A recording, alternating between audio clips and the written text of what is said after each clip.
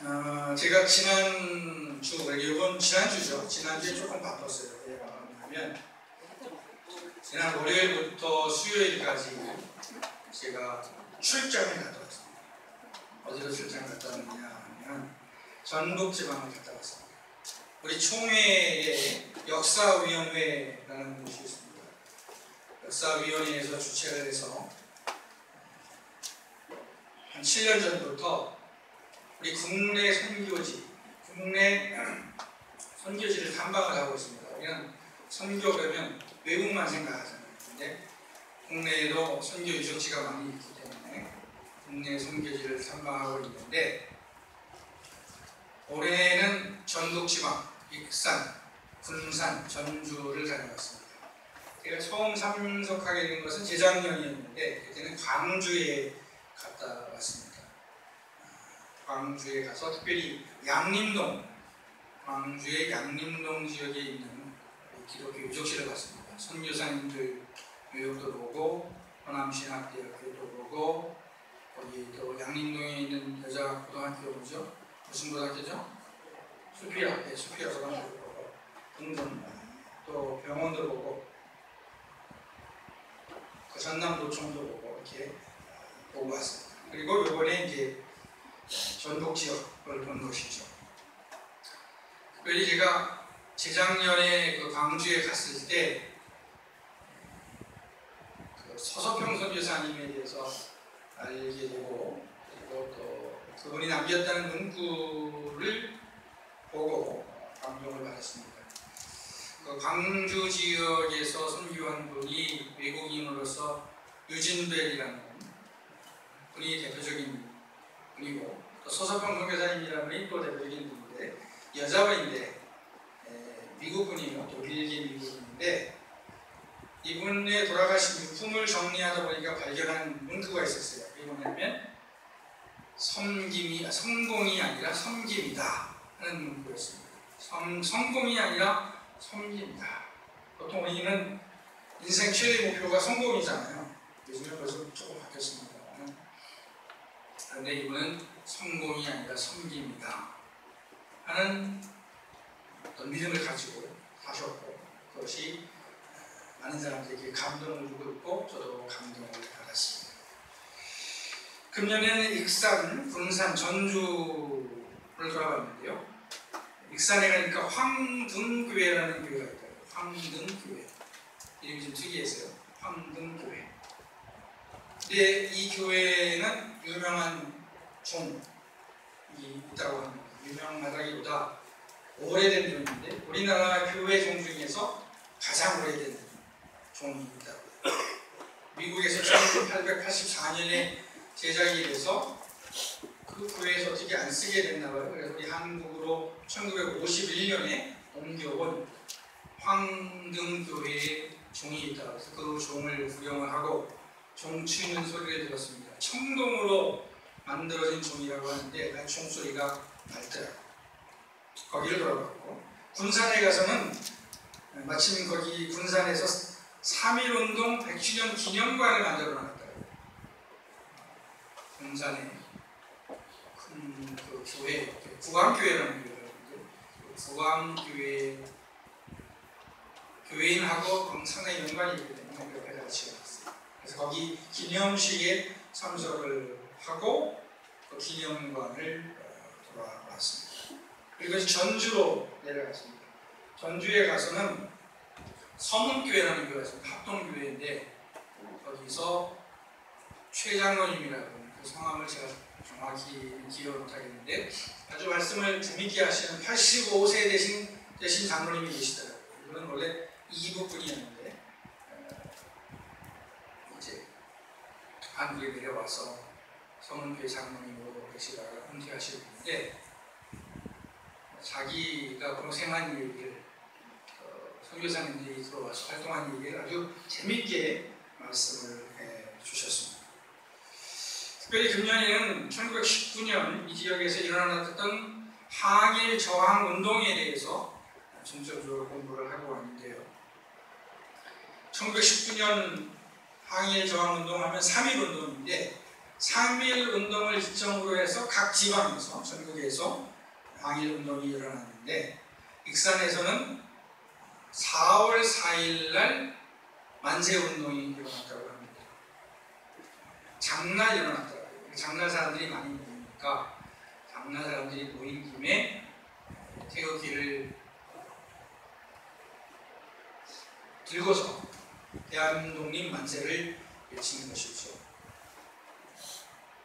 제가 하는 얘기를 들어보면 어떤 분이 태극기를 오른손으로 흔드니까 일본의 그 경찰이, 순사가 그분의 오른팔을 쳐서 그 오른팔이 떨어져 나가니까 이분이 왼팔로 들으니까 왼팔도 잘려서 두 팔을 다 잃고 돌아가셨다 하는 얘기를 듣고 있습니다. 우리 개신교회는 1885년 언더우드 아펜젤러 선교사가 제물포항, 즉 인천에 입항한 것을 선교 원년으로 삼고 있습니다. 1885년이 선교 원년이에요. 이후에 이제 미국, 카나다, 호주 등의 나라에서 온 선교사님들이 조선시대 말에 들어와서 일본의 나라를 빼앗기고 큰 고통을 당하던 우리 백성들을 위로를 했습니다.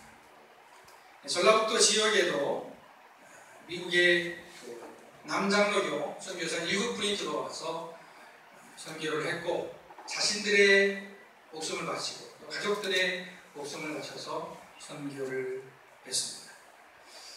우리 총회에서 이런 역사위원회를 두고 역사를 연구하고 교육하는 것은 교회로 하여금 소위 역사의식을 가지고 이 땅에서 기독교인으로서 자부심을 가지고 또 책임감을 가지고 살게 하기 위한 것입니다. 또 역사를 알아야 미래도 있기 때문입니다. 오늘 한국전쟁 기념일, 우리 한국전쟁이 일어난 지 68년 되는 날인데요. 나라를 생각하면서 에스더서에 대해서 말씀을 드리도록 하겠습니다. 에스더는 이스라엘의 부림절 절기와 같이 설명해야 하는 인물입니다. 이스라엘 사람들이 지키는 중요한 몇몇 절기가 있는데 그 중에 대표적인 것이 6월절, 그리고 오순절, 그리고 초막절입니다. 6월절은 우리 양력으로 3월, 4월 중에 있고요. 오순절은 5월, 6월에 있고 5월달이나 6월달에 있는 거죠. 초막절은 9월이나 10월에 있습니다. 그리고 에스더와 관련된 절기가 부림절입니다. 그러니까 3대 절기는 아니지만 이스라엘 역사에 있어서 굉장히 중요한 절기죠. 부림절. 이 부림이라는 말은 우리말은 아니고 한글이나 한자는 아니고 아카드어라고 합니다. 아카드어. 메소포타미아 지역의 사람들이 썼던 언어인데 부르라는 말에서 왔다고 합니다. 부르라는 말은 뭐냐면 제비를 뽑는다. 제비. 그러니까 부림절이라는 말은 뭐냐면 제비 뽑는 날, 제비 뽑았던 날, 그런 뜻이 되겠습니다. 이날은 원래 이스라엘 사람들을 말살하려고 했던 사람들이 제비를 뽑았던 날입니다.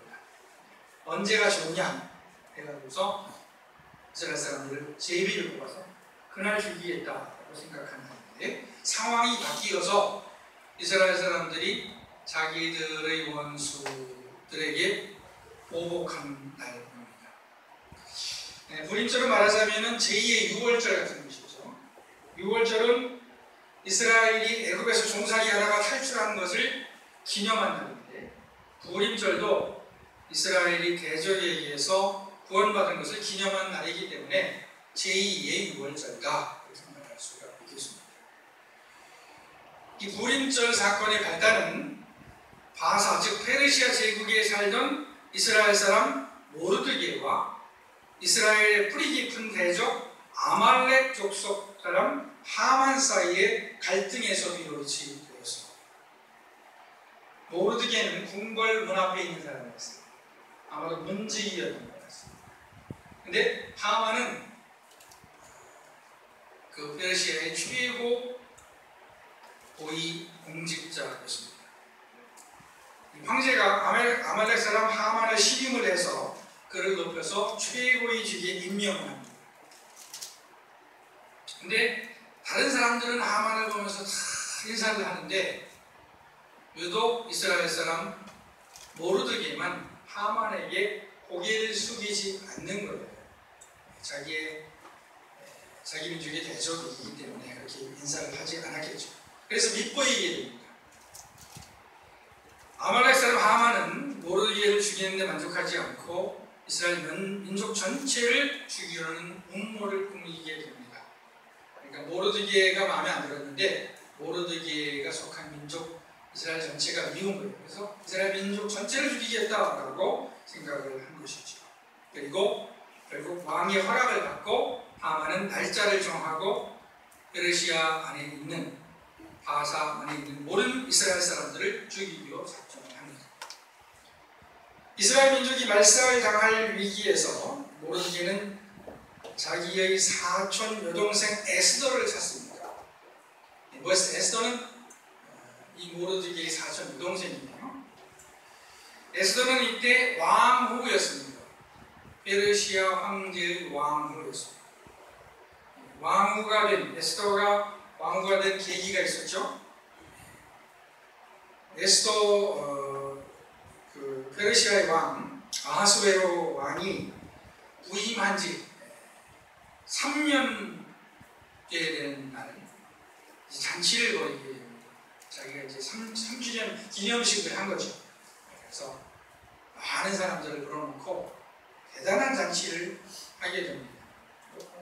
술을 마시는 것도 격식 있게 마셨다고 해요. 그냥 사람들은 막 술 마시기 싫은 사람들한테는 억지로 마시라고 해서 뭐 3잔 마셔야 돼, 뭐 불수로 마셔야 돼 이러면서 막 술 주잖아요. 그런데 아하스웨로 왕은 그렇게 하지 않고 술은 마시고 싶은 만큼 마시게끔 하고 하는 어떤 큰 대단한 잔치를 했어요. 그리고 마지막 날 이 왕이 이제 술이 취해가면서 기분이 좋아지는 겁니다.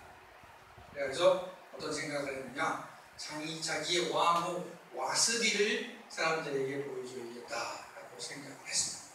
이 왕후 와스디를 보여주려고 했던 건 뭐냐면 왕후가 너무 예쁜 거예요. 너무 근사한 거예요. 그래서 사람들한테 보여주면서 우리 부인이, 우리 아내가 이렇게 아름답습니다 라고 자랑하고 싶었습니다. 그런데 와스디가 거부를 하고 말았어요. 네, 거부를 했어요. 그래서 왕이 좀 뻘쭘해지고 왕의 거리가 확 떨어졌을 거 아니에요. 그래서 잔치집 분위기가 완전히 싸늘해지고 왕의 거리가 실추가 되고 있었어요. 그래서 왕이 신하들과 의논을 해가면서 이 문제를 어떻게 할 거냐 라고 자문을 구했습니다. 그랬더니 신하들이 그 왕을 폐위시켜라 결정을 하게 했습니다. 이제 아마 폐위에 가까운 좀 조치였던 것 같아요. 왕후 자체, 왕의 자리를 완전히 폐위시킨 건 아니고 왕에게 이제 더 이상 못 오도록 이렇게 만들었습니다. 사실상 폐위죠. 그리고 그 대신에 뽑힌 사람이 에스더입니다. 에스더도 아주 뛰어난 미모를 가지고 있었습니다. 이렇게 에스더가 이제 왕후의 자리에 있으니까 자기 민족이 몰살당하게 된 상황에서 급히 모르드게가 에스더의 도움을 요청하게 됩니다. 왕에게 말해서 이스라엘 백성들을 죽이지 말라고 요청을 한 것이죠. 하지만 에스더는 아주 곤란한 처지에 있었습니다. 왜냐하면 당시 왕실의 법도에 따르면 왕후는 왕이 부를 때만 왕이 얘기할 수가 있었어요. 그러니까 왕후들이 많았을 거 아닙니까? 왕의 여자들이 많았겠죠. 그러다 보니까 아무나 함부로 갈 수 있는 게 아니에요. 왕이 생각나는 여자를 부를 수 있는 것이었죠. 그렇지 않고 함부로 가게 되면 죽을 수도 있었습니다. 이런 상황에서 에스더는 선뜻 왕에게 가서 이스라엘을 구해달라고 할 수가 없었습니다. 그래서 자기의 곤란한 입장을 사촌 오빠 모르드게에게 말을 합니다. 이때 모르드게가 아주 인상 깊은 말을 합니다. 모르드게가 이제 에스더를 직접 볼 수는 없었기 때문에 오늘 말씀 보니까 하닥이라는 사람을 통해서 이제 전언을 했는데 뭐라고 얘기했냐면, 너는 왕궁에 있으니 온 유다인 중에 홀로 목숨을 건지라 생각하지 말라. 이때 내가 만일 잠잠하여 말이 없으면 유다인은 다른 데로 말미암아 노임과 구원을 얻으려니와 너와 네 아버지 집은 멸망하리라. 내가 왕후의 자리를 얻은 것이 이때를 위함이 아닌지 누가 알겠느냐 라고 얘기합니다.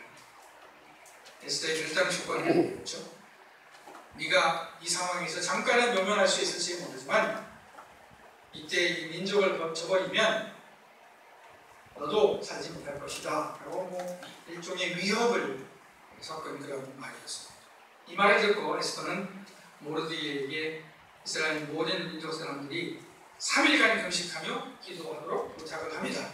그리고 하나님의 역사가 나타납니다. 참고로 에스더서에서는 하나님이라는 표현이 나오지 않습니다. 하나님이라는 표현이 나오지 않는 유일한 성경 66권 중에 하나예요. 그러나 에스더서를 보면은 보이지 않는 하나님의 손이 역사하셨다는 분명한 사실을 알 수가 있습니다. 이스라엘 백성들이 금식하며 기도하는 기간에 왕이 밤에 잠이 오질 않아서 왕실 기록을 살펴보게 되죠. 그리고 자기를 암살하려고 했던 음모를 모르드게가 알려서 자기가 죽지 않았다는 사실을 알게 됩니다. 그리고 왕이 모르드게를 죽이려고 했던 하만을 불러가지고서 자기가 어떤 사람에게 큰 상을 주고 싶은데 어떻게 하면 좋겠느냐고 묻지요. 그러니까 하만은 왕이 자기에게 상을 주려는 걸 생각하고 뭐라고 얘기하냐면 그 사람에게 상을 주는데 왕의 옷을 입히고 왕의 말에 대고서 퍼레이드를 좀 한번 하도록 해라 라고 조언을 합니다. 이런 일들이 벌어지고 있는 사이에 에스더는 죽음을 무릅쓰고 왕에게 나가죠. 그런데 천만다행으로 왕이 에스더를 봤을 때 왕의 마음이 기쁜 거예요. 에스더를 딱 보는 순간에 만약에 기분이 나쁘다, 아우 저 에스더 왜 나타났어? 그랬으면 에스더 죽는 겁니다. 그런데 에스더를 딱 보는 순간에 왕의 마음이 확 내려가서 에스더 너무 아름답다 라고 생각이 든 거예요. 그래서 에스더가 죽지 않고 왕에게 접근할 수가 있었습니다. 예. 사실 요즘 기준으로 보면 말도 안 되는 상황이죠. 그죠? 남자가 마음대로 하는 그런 상황이니까 말도 안 되는 상황인데 어쨌든 그렇게 되었습니다. 그리고 에스더에게 왕이 기분이 좋으니까 옛날 왕은 자기가 다 모두 할 수 있잖아요. 그러니까 나한테 뭐든지 소원을 말해봐. 그럼 내가 들어줄게 라고 얘기를 합니다. 그래서 에스더가 우선 자기의 소원을 갑자기 얘기하지 않고 잔치자리를 베풀게 하지요. 그리고 하만을 초청을 합니다. 그리고 두 번에 걸쳐서 잔치자리를 가진 다음에 이제 왕에게 자기 민족의 이야기를 하게 된 것이죠. 에스더를 사랑한 왕은 에스더의 간청을 받아들여서 이스라엘 백성을 죽이지 못하게 하고 도리어 하만을 죽이고 이스라엘 백성을 죽이려고 했던 사람들을 죽이도록 하는 그런 명령을 냅니다. 그리고 불임절에 이스라엘 백성들은 원수를 갚게 되죠. 그 불임절은 이스라엘의 새로운 절기가 됩니다. 제2의 6월절이었고 우리나라로 얘기하면 광복절이었습니다. 광복절 전에 우리나라 기독교인들을 대대적으로 일본 사람들이 죽이려고 했었다고. 우리나라로 얘기하면 그야말로 광복절 같은 그런 절기가 되겠습니다. 에스더 이야기에서 우리가 생각해야 할 몇 가지가 있는데, 첫째는 하나님께서 우리에게 주신 은사는 나만을 위한 것이 아니라 다른 사람, 내가 속한 공동체를 위한 것이다 하는 것입니다. 에스더에게는 탁월한 미모라는 은사가 있었죠. 그죠? 그러니까 제가 볼 때 예쁜 분들 있죠. 자기가 스스로 예쁘다고 생각하는 분들, 이런 분들은 헌금을 많이 하셔야 돼요. 네, 그리고 세금도 조금 더 내야 됩니다. 왜냐하면 이쁘게 태어났으니까. 네, 하나님이 특별히 주셨잖아요. 그리고 또 한 사람들이 있어요. 어떤 사람들이냐면 머리가 좋게 태어난 분들이 있습니다. 아주 머리가 비상한 분들이 있어요. 이런 분들도 헌금을 많이 내시고 세금을 좀 많이 내셔야 돼요. 왜냐면 하나님이 주신 것, 공짜로 주신 게 많으니까.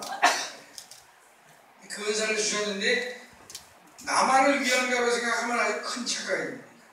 하나님께서 에스더에게 탁월한 미모를 주셨어요. 그리고 그리고 덕분에 에스더는 왕후가 될 수가 있었습니다. 모르드게가 지적했듯이 에스더가 왕후가 된 것은 위기에 처한 이스라엘 민족을 위한 것이었습니다. 혹시 에스더가 혼자 살아남는다 해도 자기 민족, 자기 가족이 없는 에스더의 삶은 결코 행복하지 못했을 것입니다. 사람은 삶의 의미를 찾는 것, 의미. 그냥 밥만 먹는다고 행복하지 않는다는 것이죠. 삶의 의미를 찾을 수 있어야 한다는 것입니다. 저희가 최근에 삶의 의미에 대해서 생각하다가 의미 있는 삶은 바로 타인을 위한 삶이구나 하는 것을 깨달았습니다. 자기만을 위하는 삶도 자기만을 위하는 삶은 자기도 행복하지 않고 다른 사람을 행복하게 할 수도 없습니다. 다른 사람을 행복하게 할 때 비로소 나의 삶도 의미가 있는 삶이 될 것입니다. 물론 억지로 하는 것은 큰 의미가 없겠죠. 자원하는 마음에서 그렇습니다. 제가 설교 시작할 때 광주에서 선지관 서석평 선교사님을 말씀을 드렸는데 이분이 성공이 아니다, 섬김이다 라고 얘기를 했다 그랬습니다. 에스더는 죽을 각오를 하고 왕에게 나갔고 결국 자기 민족도 구할 수 있었고 자기도 구할 수가 있었습니다. 에스더 이야기에서 첫 번째로 알 수 있는 것은 나를 극복할 때에 나도 행복하고 다른 사람도 행복할 수 있다 하는 것입니다. 우리 민족도 살릴 수 있다는 것입니다. 두 번째로 우리가 찾을 수 있는 교훈은 합심 기도의 능력입니다. 합심 기도의 능력. 에스더가 죽음을 각오하고 왕에게 나가기 전에 모르드게를 통해서 이스라엘 민족에게 3일간 금식하라고 요구를 하지요. 그리고 놀라운 반전의 시작이 됩니다. 우선 왕이 잠이 오지 않아서 왕실의 기록을 보고 모르드게가 자기를 살리는 것을 기억을 했습니다. 왜 왕이 하필 그때 잠이 오지 않았겠습니까? 그것은 이스라엘 백성의 기도가 있었기 때문인 것입니다. 그러니까 하나님께서 이스라엘 백성의 기도를 들으시고 왕이 잠이 오지 않게 하시고 왕실 기록을 읽게 하셨다고 말할 수 있는 것이죠. 얼마 전에 우리 교회 교우들은 우리 김행우 권사님의 귀회를 위해서 한 마음으로 기도를 했습니다. 안타까운 마음으로 기도를 했죠. 그리고 권사님은 마치 아무 일도 없었다는 듯이 깨어나셨습니다. 그때 우리는 다 한켠에 그러는 마음을 어떻게 보면 접고 있었어요. 권사님이 돌아가실 수도 있겠다. 그러더라도 어쩔 수 없다고 하는 마음을 가지고 있었습니다만 그래도 아직 권사님이 돌아가실 만한 나이가 아니기 때문에 권사님에 대한 안타까운 마음을 가지고 한 마음으로 우리가 기도를 했습니다. 그리고 권사님은 거짓말같이 깨어나셨어요. 물론 현대 의술이 발달을 해서 깨어나셨다고 생각할 수도 있겠습니다만은 그러나 그럴 가능성보다 오히려 돌아가실 가능성이 더 많았는데 이 합심 기도를 통해서 하나님께서 역사하셨다고 우리는 믿고 있습니다. 모든 진실한 기도에는 하나님께서 응답하시지만 특별히 우리가 마음을 모아서 기도할 때 역사하시는 것 같습니다. 성경도 이런 사실을 증언하고 있습니다. 모세와 아론과 훌이 기도했을 때 이스라엘이 아말렉을 이길 수가 있었고 오순절날 120명의 제자들이 모여서 기도할 때 하나님의 역사가 나타났습니다.